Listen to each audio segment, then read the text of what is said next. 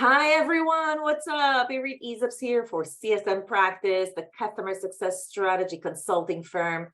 Today I have a special treat. We're going to talk about benchmark data for executives' business reviews, what to do, what not to do, and what's very, very common across different companies. And I had none the other, Meenal Shukla from Gainsight, who's the Director of Customer Success.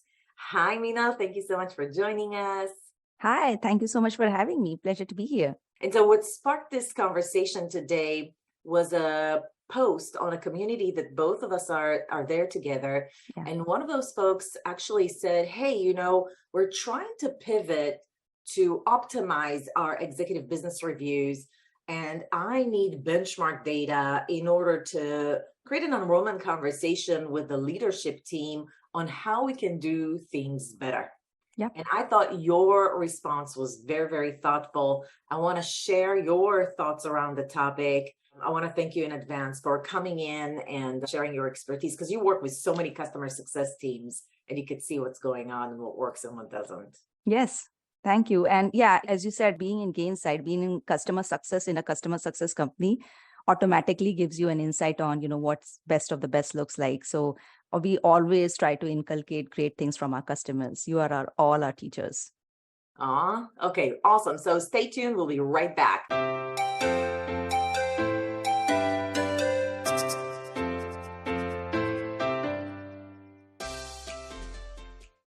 Hey guys, thanks for coming back. We are going to talk about executive business reviews. Before we dive in, I want to just introduce Meenal to you because she's a very special person to me. I've known her for years and she had a very interesting career path because Meenal, you weren't starting out in customer success yet. Right now, you're a customer success director and you're managing a large team. Tell me a little bit about where you got started. You came from India around what year to the US? 2011, 11 years ago almost, yes. 11 years ago. When you first got here, what did you do? So I had my life planned out at that time. So like everybody else, and probably 80% of people in customer success, we did not know what customer success is all about 10 years ago. And same was the case with me. So I thought, all right, I'm going to do this MBA thing. I'm going to do MBA in marketing, and then I will find my way in a product marketing role. And that's how my career path is going to be. And thankfully, life had other plans. So I ended up meeting you at it, and I did an internship in a startup. And when you moved to Gainsight, we started working on Gainsight together. And even in Gainsight, we were just in solution consulting and technical marketing at that time. We were not doing customer success. Even though they were a customer success company, we were still doing something different. However, life changed, and it was also a journey of self-discovery for me. So things happened, and I found my way and stumbled my way actually to customer success. All right. So you started at Gainsight doing technical marketing, and then you moved to product marketing. Yeah. And then all of a sudden you said, no, I want to be a CSM. No, actually, as I said, it was a journey of self-discovery. So I quickly realized that product marketing is less about product and more about marketing. And what I really loved in my engineering days is that problem-solving aspect of it. And, the fact that we are meeting customers, we are trying to solve problems at hand and trying to solve problems at field. And I missed that piece in marketing. And that's where I realized that I need to be in a role where I can work on my passion with my product as well as customers. So I stumbled my way. There was a role opening at that time in an SMB segment for a CSM. And I raised my hand, interviewed for it, and I got that role. And then I started enjoying this a lot. As people who are there in customer success, the reason why we are here is because we derive energy from making our customers successful.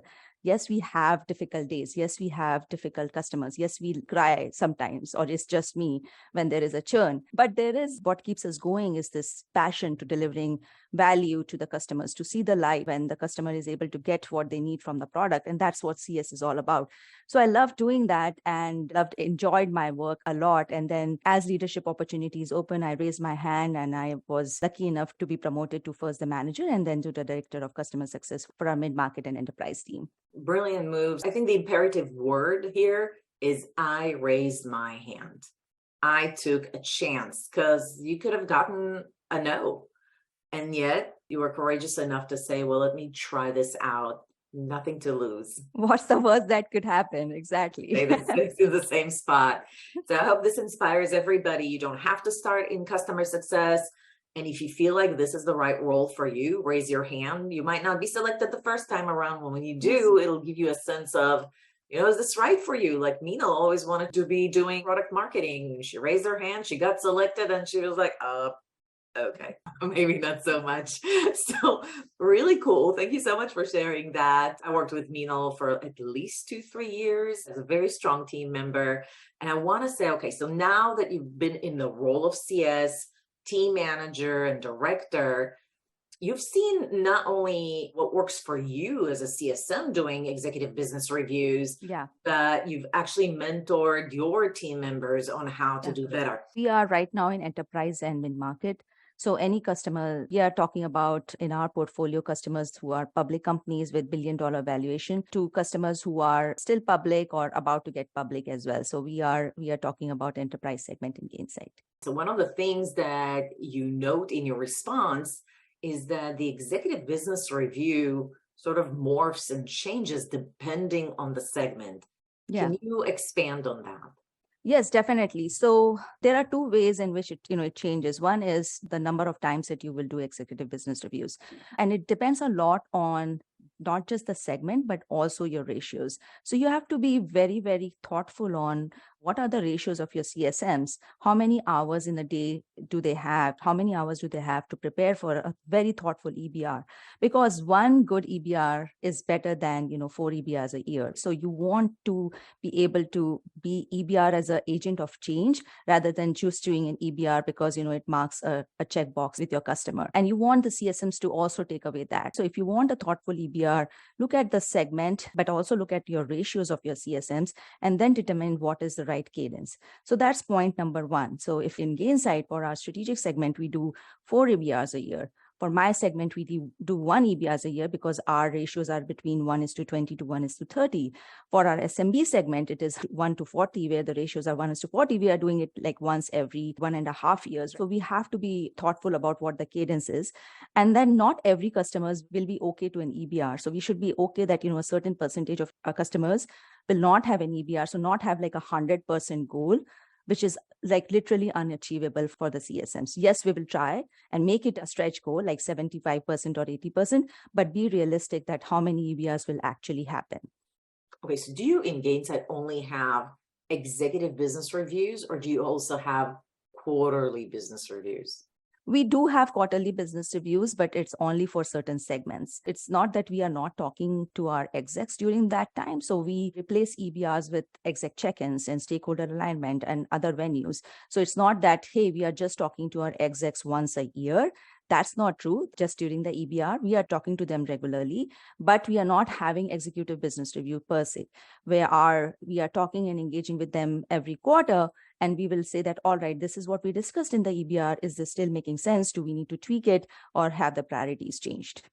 Very good. Okay, so now that we clarified that there is a difference between an executive business review and a quarterly business review, the executive business review, the meeting is designed. What is the main goal, the main takeaway for that meeting? What is a successful one? And I don't mean like in the format sense of point, but the intent or the goal. Like if I did this at the end, this is a successful one.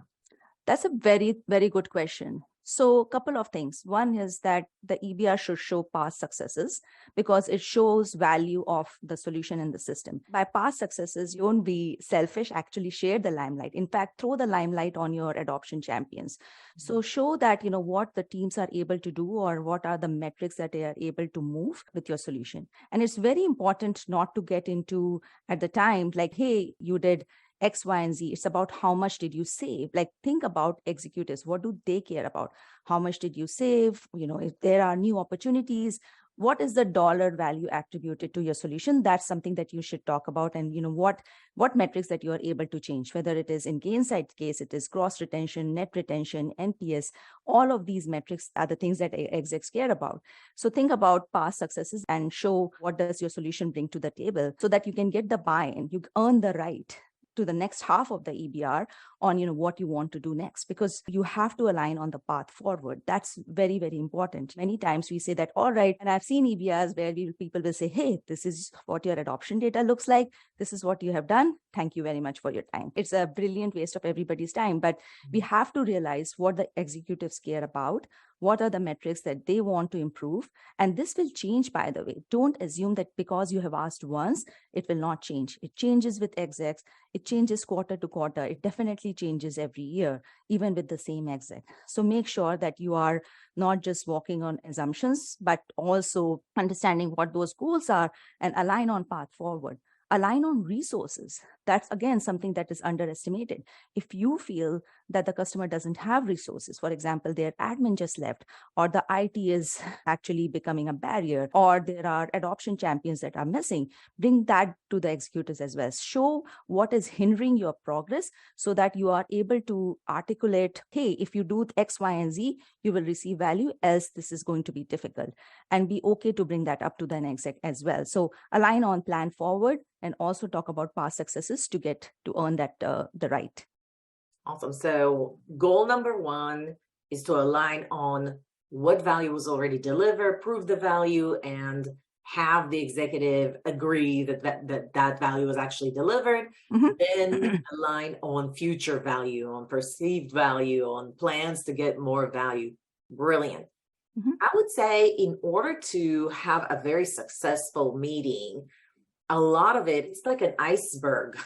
A lot of it has to do with a prep. Like most of the work related to a successful executive business review is not in the meeting itself, but in the prep towards the meeting. Yeah. What are some of the tips and advice that you give your customer success managers to have a successful meeting? I would actually say that even before prep, like you have to think about what value you're delivering, like what do you have to show for an EBR as well. So it's also about value. Your day-to-day conversations with your customers should also think about value, because if you're doing that piece right, then EBR becomes that much more smooth. So thinking about your day-to-day conversations, your cadence calls with your customers, aligning on path forward, so that when you're talking about value conversations or plans, you're not walking into an EBR like, okay, I don't have anything to show for. So you are not going to create that during prep time as well. So definitely make sure that you are working throughout the year with the customers to show value during the EBR and understand what the plan is. But during the prep, yes, I think a couple of things that we do at Gainsight is that we will send out a survey. Tell me a little bit about that. What survey? Who do you send it to? So we send out a survey, and what the survey does is we ask for goals right before the EBR. We say that, all right, we may probably not get a prep meeting with an exec. We have already asked for 90 minutes or 60 minutes from them, but we also wanted to make it contextual. We also wanted to make it worthwhile for an exec. And for doing that, we have to understand what those goals are. So we can do that in an email, or we can do it a survey in a programmatic basis. The advantage of doing this in survey is that we can send multiple surveys to the people who are joining the EBR.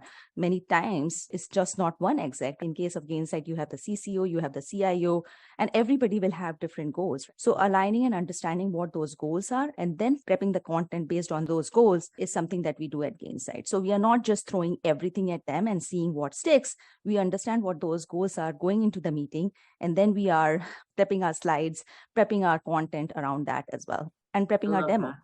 I love that. So Meenal, who do you send that questionnaire or survey to? We send it to our highest personas.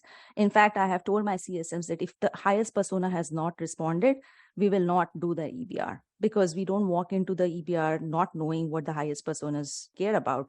So if in case of Gainsight, that highest persona is most of the time a CCO or a CEO. For a marketing solution, it can be a CMO or a Chief Digital Transformation Officer. So think about in your buying center, because we are always selling in a SaaS world. So think about in your buying center, who has that highest persona. So definitely your highest personas, whoever reports to them, and your adoption champions. Those are the people that you definitely want to send that survey to.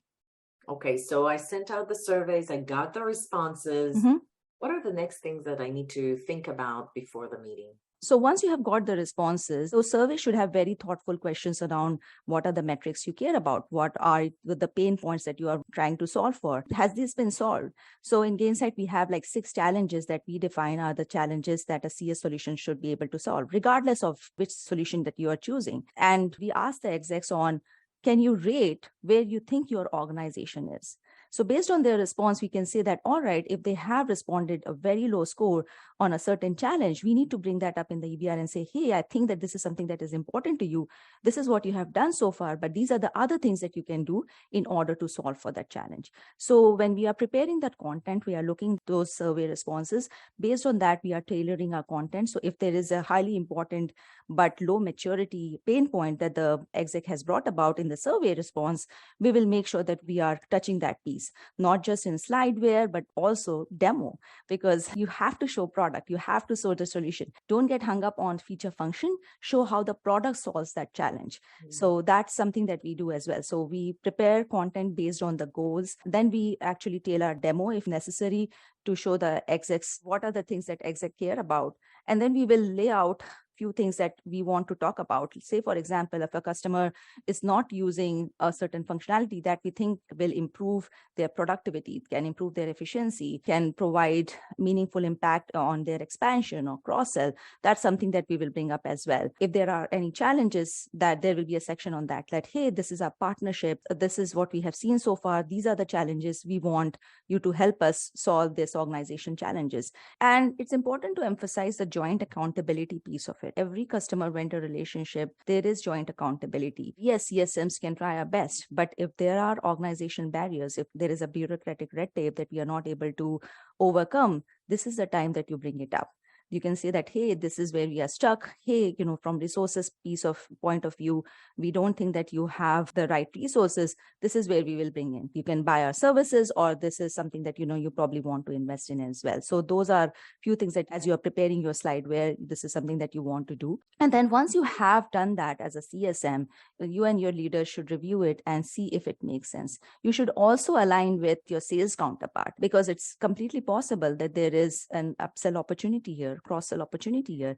And this is where, having collaboration with a sales team will come in handy, because if there is something, for example, in Gainsight, if we see that a customer is stuck because they are not getting usage data, and usage data is very important because that will determine whether the customers are doing well or not, right? Product adoption is something that is a very good indicator of churn. And if a customer doesn't have that access to the data, there is a problem. However, lucky for us, there is a solution that actually helps us, PX. So we should bring about PS as well. So solutions that we think can unblock the customers, we should definitely bring it up. And therefore, the sales CS collaboration is very important as well.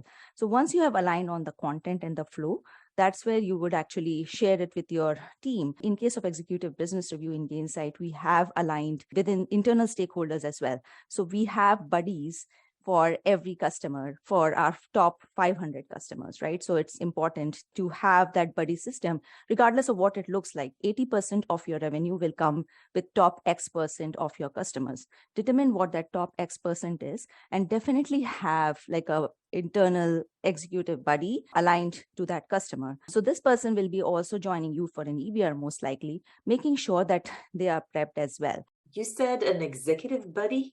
Is that your executive alignment? So every executive in the company has a few accounts that they're accountable for, and those are the ones that you're going to partner with before an EBR and see if they can attend the session, yes? Yeah. So what's next? So you aligned with your manager, you're aligned with sales, you aligned with your executive sponsor, the internal executive sponsor. What else should a CSM do before the EBR? Once you have the content ready, that's where you would actually bring in the adoption champions and people that you work on a day-to-day basis with the customer. Because as I said earlier, you probably also want to make sure that you are highlighting, if there are successes, you want to highlight those successes, but you let the customers take the limelight there. So you can say that, hey, these are your successes. you should be talking about this success and presenting it to your exec, right? So this makes you look good as well. So you partner with your customers and work with them on the success piece and say that, hey, these are the successes that we want to highlight. And we will ask you to actually talk about it when it is a live EBR. And if it is coming, when the execs see that this particular content is actually presented by somebody in their organization, that is much more powerful than the vendor trying to convince of the success. So you are trying to find those allies in the customer and making sure in the customer's organization and making sure that they are also have the chance to present what the good work that they have done during this executive business review as well. Okay, so you have someone within the customer side to actually present actualized value and sort of pitch the value that you've gotten from your software. I think that's a brilliant move. You've aligned internally first, and so now you have a really strong agenda. What are the must-have slides that you encourage your team to have in almost every executive business review? Yeah. So the first slide is actually an internal slide where we will have an executive summary for our executives who are joining in that, hey, this is what we are trying to discuss. This is the goal of the EBR. This is what the speaking cadence or speaking order look like. I would like you to present this piece. I'm going to present this piece. This is the amount of time that you want to present. And these are the number of people and who is who in the customer's organization. So you're making sure that your executives are well prepped. In best case scenario, you would probably schedule a 15-minute meeting 3 to 4 days prior to the EBR so that with your internal executive buddies to go through the content, to go through the EBR and see if there are any inputs that they can provide. So the first slide is actually an internal slide. Just to make sure everybody's aligned on the agenda, who's talking about what, when, for how long. And then you meet with your executive buddy to just make sure that they're aligned so they don't accidentally hijack the conversation, I suppose, and also give you feedback. There's ways to optimize the agenda. What other slides do you have? So what we do is that, the first few slides, we assume that the person that we are calling, especially the executives, they will not have the time to sit through the entirety of the EBR. So we try to break that EBR between strategic and tactical. And that's what we do at the content level as well. So if we assume that we will have just the first 30 minutes, we want to at least get the crust of the EBR, at least a strategic part of the EBR in the first 30 minutes and make it meaningful for the execs so that if they want to leave after that conversation, they can leave because they are pulled in multiple directions. We want to be respectful of their time, right? So the first 30 minutes will be executive summary for the execs. And this can be, hey, this is where the partnership is. This is the success piece. This is what we have done so far. And this is the value that you have achieved. These are what we think your goals are based on the conversations that we have with your team. This is the plan. Are there any questions? And making sure that, at the time, executives are engaged. Sometimes executives will not speak up until you speak with them. And sometimes for the CSM, it's hard to actually address the CEO or CCO in the room. Well, they are just people. So making sure that you are engaging with them and not just pushing content with them. It's an engagement. It's an executive business review, right? So you are reviewing it with your execs on both sides and you are taking inputs from them and then talking about the plan forward. That's great. Okay, so you have a very clear plan where most of the slides for the initial conversation are strategic, and then you're getting a little bit more tactical. I'm assuming you're building it that way also from a efficiency standpoint, where you want your executive buddy to maybe hang in there for the first half hour, and then you don't really need them after that.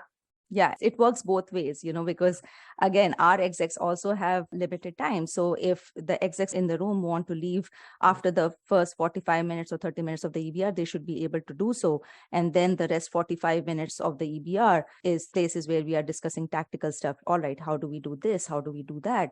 How do we unblock that with adoption champions and people who are reporting to the key execs? All right, so let's say the meeting went phenomenally well. What should a CSM do after the call? The first thing you should do is make sure that there is a follow-up. And the follow-up, again, you should follow up within the same day. But if you're not able to follow up within the same day, 24-hour rule, right? So definitely follow up. And you may not have answers because they may have asked questions that you're waiting for other cross-functional team.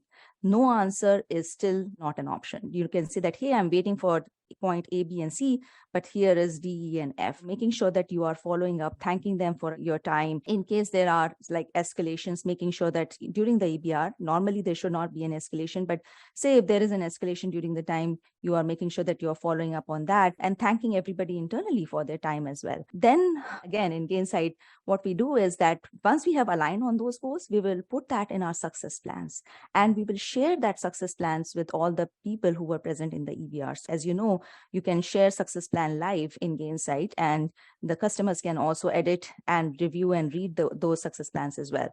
So this gives us two things. One is that they know now that it is documented in our success plan. So this is something that we are holding both the customers as well as ourselves responsible to achieve in the next few months.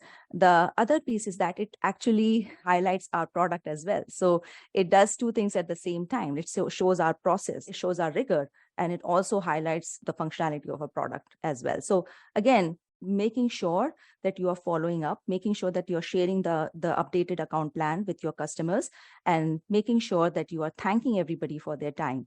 I heard some customer success managers send some sort of a questionnaire or a survey, especially if there were a lot of people in the room, to ask if they have gotten value out of the meeting. Because we know that if they don't, they're probably not going to show up for the next EBR. Yeah. That is, again, something that we have seen our customers do as well. It's a good yardstick to see if, executive business reviews are impactful or not. It's also a good way to determine when, you have a CSM who's getting a constant 5 out of 5 in CSAT, like what do they do differently? And this is a coaching and training opportunities for other CSMs as well. Which leads me to my next question. You have a full team. You've been doing this for a while.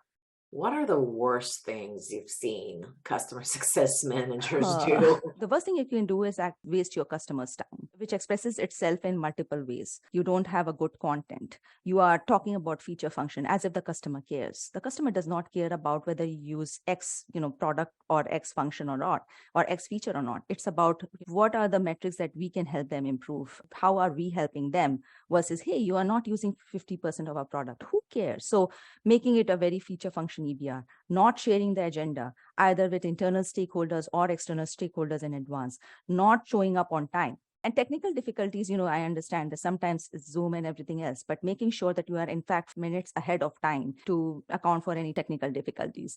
I would also say give enough time for question and answers. The general rule of thumb is 15 minutes for 5 slides. So don't be a very slide heavy. Don't have a 200 slide kind of content, because you will not be able to reach there. Making sure that you are sharing airtime, not just with your customers, but also with internal stakeholders. If there are multiple stakeholders involved in Gainsight side, we say that, hey, if say, for example, we are presenting to a customer where they have a PX CSM and a CS CSM, that happens multiple times. You have multiple CSMs for a customer, making sure that there is equitability in the time you share. So they are not prepping with their champions. The content is new, or the content is not something that is acceptable to the champions. You're putting a success out there, which the customers do not believe is a success, because you have not consulted with anybody at the customers to say that, hey, do you feel that this is successful or not, right? And that creates a really embarrassing situation for everybody on the call. Not prepping your internal execs. Having those slides ready at least a week before an EBR is a must, because you are at that time just tweaking and prepping and tweaking and prepping. If you are leaving everything to the last minute, don't schedule an EBR just after you come out of PTO. So don't do that to yourself. Yeah. Because you have no idea what's really going on.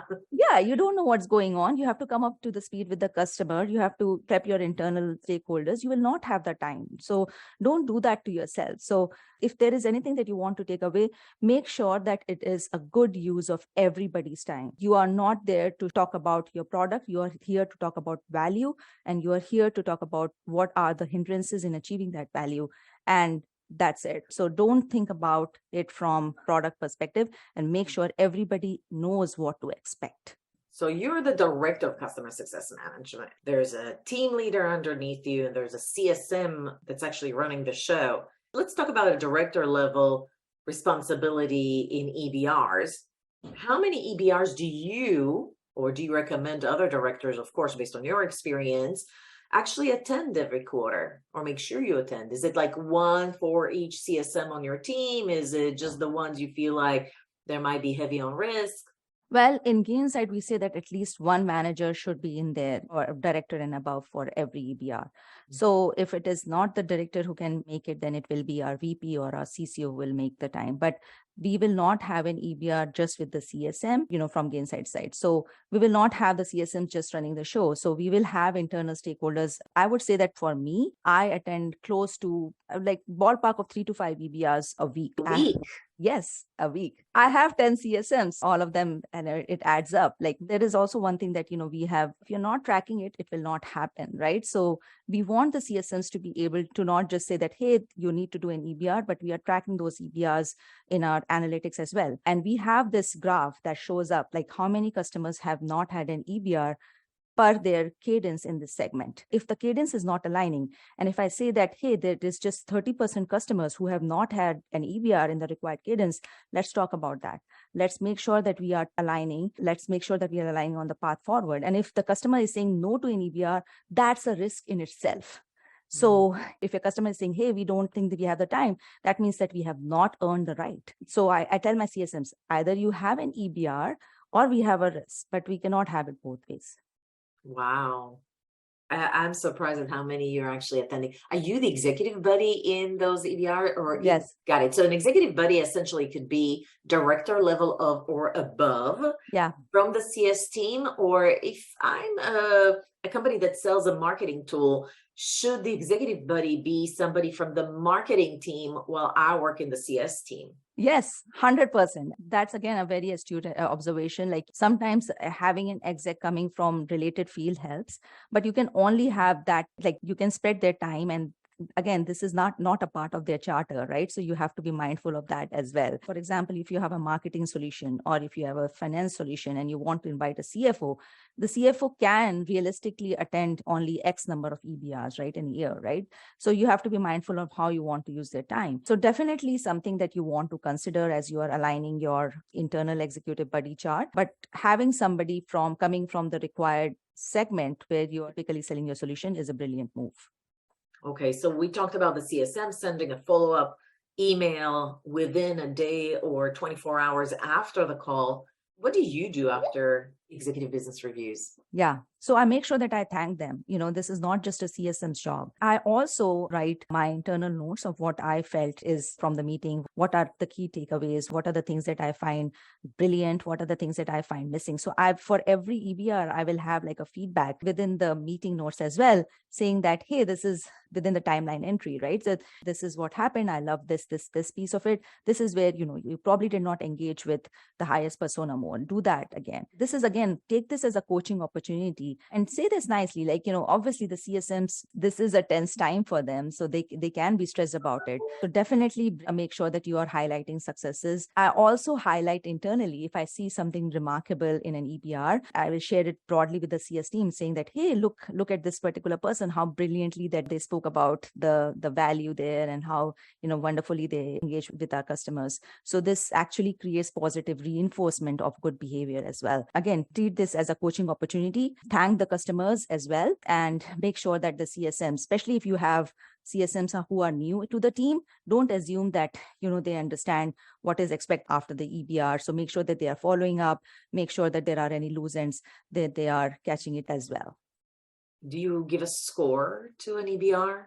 No, I don't. Do you keep score on which CSMs have consistently produced less than favorable EBRs? Yeah, I don't keep a score on that, but I will provide immediate feedback. Like either if the feedback is not conducive to be shared publicly, I will make sure that during the one-on-one, I will tell them that, hey, I don't think that this was done appropriately. And if I have felt that the customer would too, right? So I will also make sure that I am aligning with the customer. However, I can tell you this, like if you are doing what you're doing and you're making sure that your team is doing. So one of the things that I tell my CSMs that if you don't have a prep call, or if you don't have a prep slide, we will not have the EBR. There could be a customer success manager that's relatively new to their role. Yeah. That is not following best practices or your practices. And then you might find that multiple of them. What would you do in that instance? Do you sometimes provide training, role play? What do you think is most effective in getting customer success managers understand when I say your, I mean the leadership team, the CS team's expectation on how they're going to handle an EBR? Yeah.